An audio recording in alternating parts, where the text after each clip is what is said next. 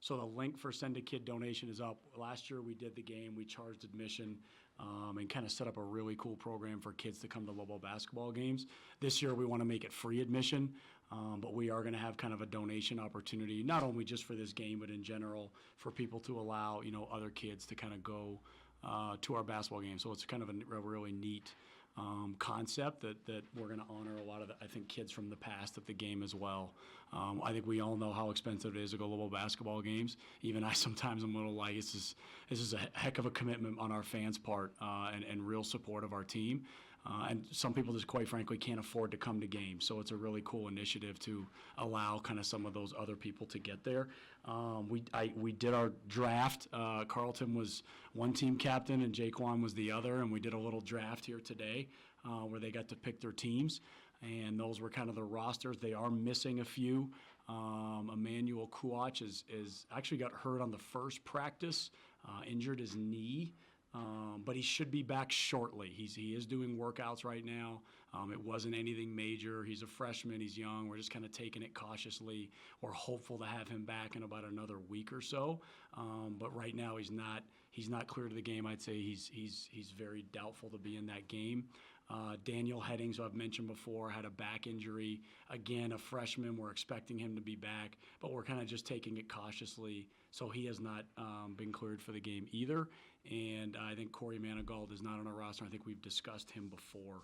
I just want to go through that handout. If you guys have questions, I can do them later. I did want to open, and I feel bad now, that we do have a football game tomorrow night. And I know me, I'm the basketball coach. I'm always driving basketball, but it's a really big football game, obviously, for our football team and for our department as well. And I think a lot of Lobo fans out there, if you have a chance to go, please go to the game.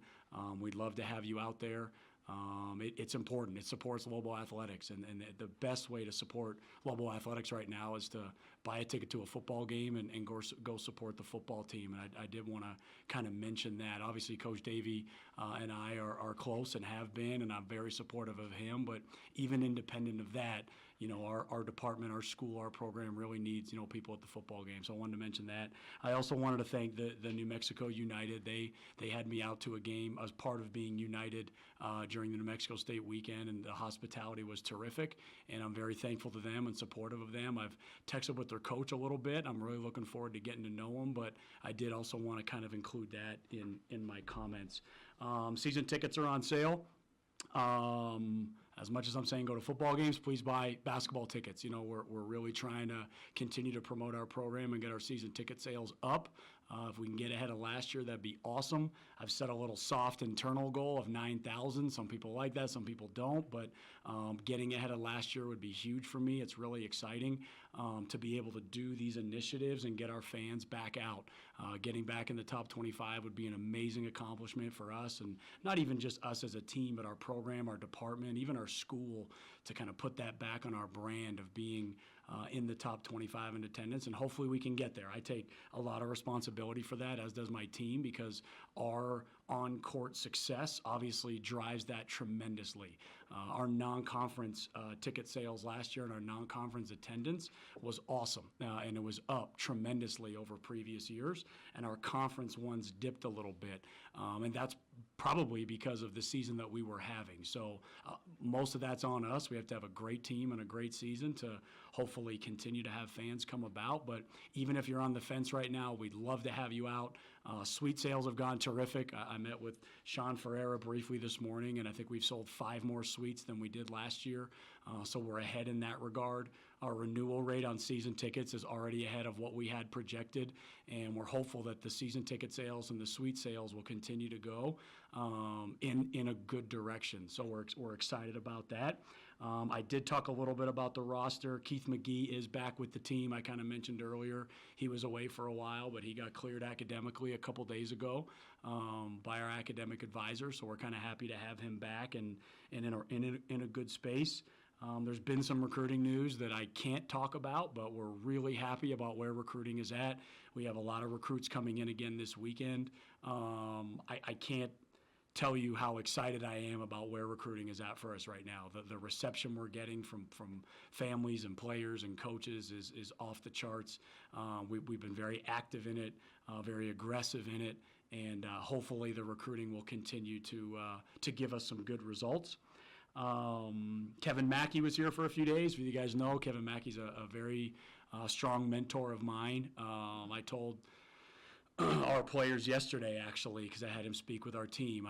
I've been around many coaches in my career, and I can honestly say he's the smartest one I've ever been around. And just listening to him and learning from him has been very important to me. I'm very picky with the people I like to listen to, and he's one that I always undoubtedly listen to. So hopefully he will continue to impress upon me and our team some of his knowledge, and I'm really thankful that he came out to kind of continue to invest in me and us and our program.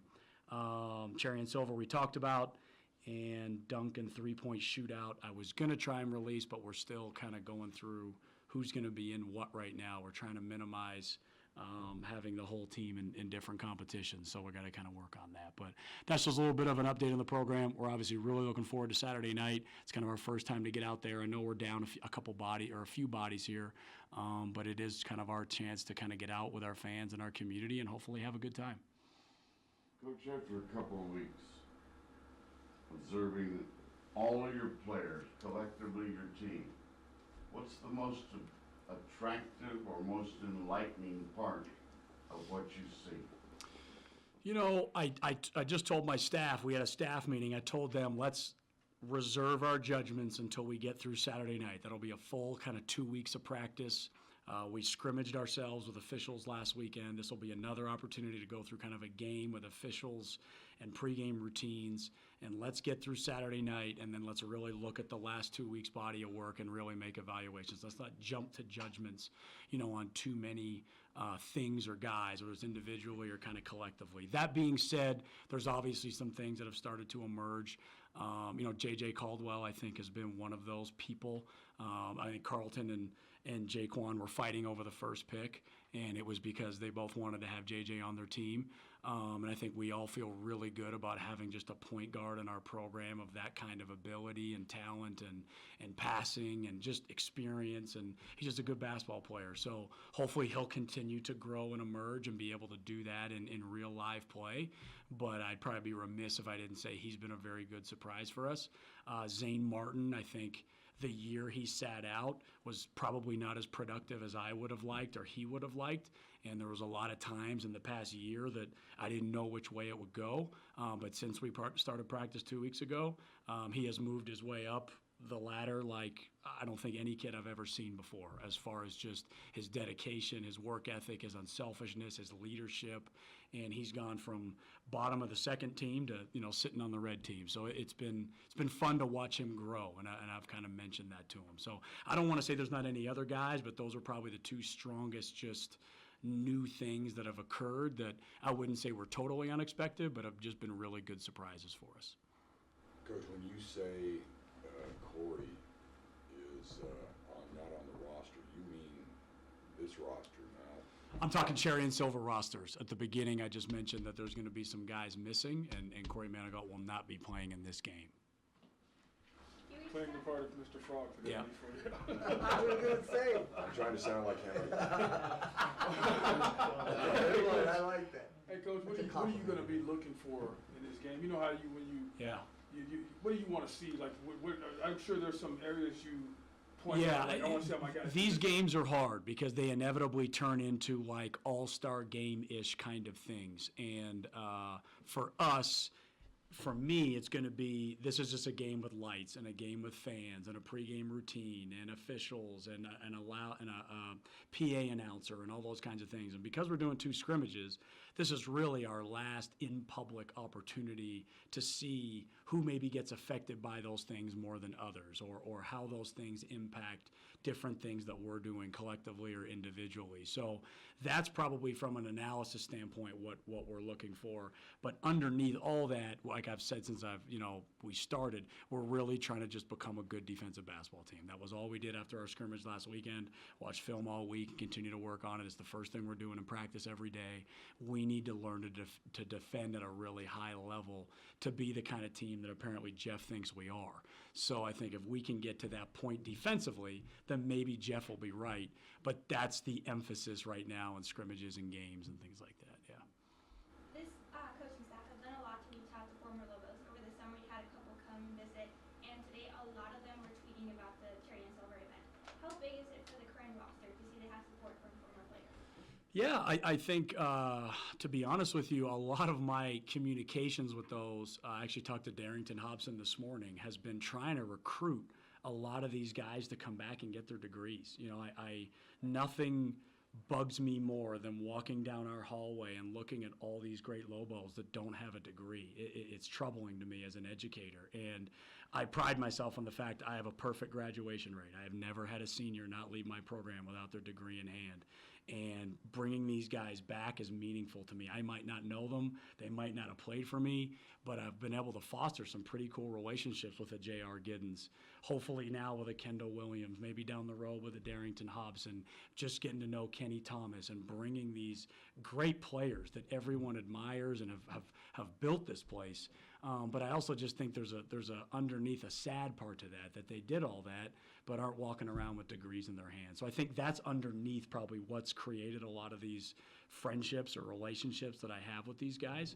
And hopefully if that expands into a lot of other things where they can help our current players or they can help our alumni base or fans or whatever, then that stuff's awesome. That's just icing on the cake for me.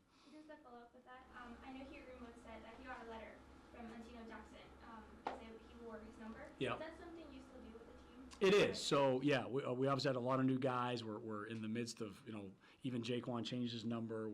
They above their locker have the history of everybody that wore their number. And in the past, we have written letters to everyone that wore that number. Hey, I'm so-and-so. I'm wearing your number. I just want you to know I'm going to wear it with pride, et cetera, yeah. Coach Bonte and Dane, Martin, they both seem to bring like a fighter's mentality to your team. Yes. I was watching them practice yesterday. They both kind of play with a chip on their shoulder. Yeah. Like, what do you expect out of both of them? And is that mentality, that aggressive mentality? I mean, how does Yeah, no, it's something that obviously I enjoy. I grew up playing hockey in Canada, so sandpaper and rough stuff and all that, I deep down kind of like. There's obviously a sportsmanship component to the game that you hate to cross. But at the end of the day, I like athletes like that. Now, I can also tell you I've had to kick those kids out of practice multiple times. But as Kevin Mackey always tells me, that that your greatest strength is your biggest weakness, and vice versa. And what makes these guys certain things also brings weaknesses along with it. We just have to find a way to coach them and develop them and mentor them where it's happening in the right way. But like I told our guys, we haven't had a bad practice yet. We have not had a practice yet where I'm like, gosh, where's the energy? We are fighting each other every day, and I'd rather be kicking a kid out of practice once in a while for going overboard than I would be me coming in and pulling my hair out and screaming and slapping my head against the wall over there and all those other kinds of things where you're trying to get guys to care and fight more. I'd much rather be doing this and trying to kind of calm guys down. So the Cherry Silver game is sort of getting back to, and last year you did it with the three-point contest and three-point or dunk contest, all that stuff. But when you got here and you eliminated the Howl, Yep. You made some comments that made it sound like you thought it was getting too showy. Yeah. Maybe it wasn't Sure. so much basketball, and it counts as a practice. Yep. So putting on these big skits and performances. I'm curious what you think of what happened with the Kansas Jayhawks, and will there be any shows Man. that you guys put on beyond just the basketball? Yeah, I mean, truth be told, and I think I've said this before. If I haven't, I'll say it again. But when I arrived here, one of the things Paul Krebs, when we kind of went through the program and coaches on the staff and budgets and all these other kinds of things was, we're spending an inordinate amount of money on the Howl. Here's what we're spending on the Howl, and the numbers were very extensive. And he was like, look, I've looked at the attendance over the years. It's gotten worse and worse and worse. It would be is this something that you think maybe we could do without? And I had just gotten here and said, you know what, maybe so. I'm starting from scratch. 9 of these guys are trying to get out of here. I'm sure even the fan base is trying to figure me out. Let's go back to some grassroots stuff and see where this happens to go. Now, that immediately got met with people going, oh my gosh, where's the how, where's the how? So I think last year we moved it back to the pit. We did a little bit more. I don't want to get away from the development opportunity to play a game, you know what I mean? Especially when we're playing scrimmages. So I don't want to get too far away into those other things. But that's probably how the history of how it's affected us. As far as Kansas goes, honest to God, I have not spent much time like looking at it. I pride myself in getting into like social issues and things of that nature, name, image, likeness, whatever you want to say. But for the last 2 weeks, I really haven't been spending a lot of time on that. I've obviously heard what happened. It's very unfortunate. I can't imagine anything like that ever happening, and I definitely can't imagine anybody above me allowing something like that to happen. Dave's in the back there. We tried to call the women's walkthrough ladies' night, and that got shut down. So I don't think anything that happened at Kansas would be remotely possible here. Coach, what does it mean to have a quarterback to run your team? Yeah. And that's what he's been doing, you know, all his life. Yeah. What does it mean to this program? Yeah, no. The one, you know, I was actually there was a reporter that asked some questions, and I was emailing back this morning, and I was just kind of going through from year 1 to year 2, like our roster. And I think it was really the expectations last year were very disrespectful to the group of guys we had here in year 1. A Joe Furstinger, an Antonio Jackson, a Sam Logwood, a Chris McNeil, a Troy Simons. I mean, guys that really had produced at this level and had a lot of experience and things done prior to me being here. And all of a sudden in year 2, those guys left, and these guys that really didn't have anywhere near the same kind of output were put on a very high pedestal, quite frankly, for no reason other than our own. This year's team to me is a little bit different because there are so many core guys that are coming back. There are a lot of guys on this roster, a Corey Manigault, a Keith McGee, a Vance Jackson, guys that have played and have produced at this level. And then even the guys that were sitting out, a Zane Martin, a Jaquan Lyle, who have also produced at this level. And I think this, the Jeff's, prognostication to me has a little bit more merit to it this year than some of the ones that were going on last year. I think last year it just put a lot of faith in people that quite frankly had never really done it before. And the team the year prior, everyone just thought was this team that came out of nowhere and whatever else. No, that team was pretty good. It wasn't. They played hard. We were connected and all that stuff. But that team was a lot better, I think, than people gave it credit for. And I think last year's team just got all these unnecessary things associated with it. Quite frankly, they never earned. And I think this year's team, I would like to think, has kind of that production and output that the first year team had. Having JJ, what does it mean to you being able to do with the kind of things you want to do? Kind of like what I had mentioned to Henry, we're really excited right now, like very excited about it, but it's also, we got a long way to go. You know what I mean? Our team has a long way to go. He has a long way to go. But to just have that kind of presence on the floor is going to make everybody else's life, particularly the guys on the court, a lot easier, and ours as well. He was a very prized high school prospect, didn't get off to the greatest start in his career, but he's come here, done everything we've asked him to do so far, and really looking forward to him kind of having that impact on the game that, Antonio Jackson probably kind of had in that first year. Next week is the media day in Las Vegas. Yep. The 2 guys you're taking Yep. are Jaquan Lyle and Carlton Bragg, and I mentioned something a week ago about this. About 5 years ago, had anybody said, Paul Weir was going to be the Lobo basketball coach, Jaquan Lyle and Carlton Bragg are going to be the 2 teams representing the Lobos at the preseason media summit. None of that was computed with anybody. From their perspective, like, what does it mean for this program to have 2 guys that in the past 5 years were considered future NBA players that are now representing this program? And the journey they've been on, I guess, is a pretty unique one. Can you comment on sort of where they're at, or they're now representing? Yeah, I hope like what you're saying is going to be good conversations we're all having in March, and it's like those players and this coach were what we all wanted them to be. Our team needs those too. They're the guys picking the teams today. They're the guys I meet with quite frequently about the tone of our team, the temperament of things. They're going to have a big impact on our success. Carlton Bragg is probably the lightest he's been since high school. We broke 215, which last year I had a 225 goal on him, and we barely got there. I mean, he looks like $1 million, and he's rebounding at a exceptional level. He looks terrific. Jaquan looks entirely different even than last year. We got him well under last year's weight goal, and their commitment to getting in shape and being the best they can be will hopefully allow them to now fulfill the dreams that maybe many years ago some thought would come a little bit sooner. But we all have different roads in life.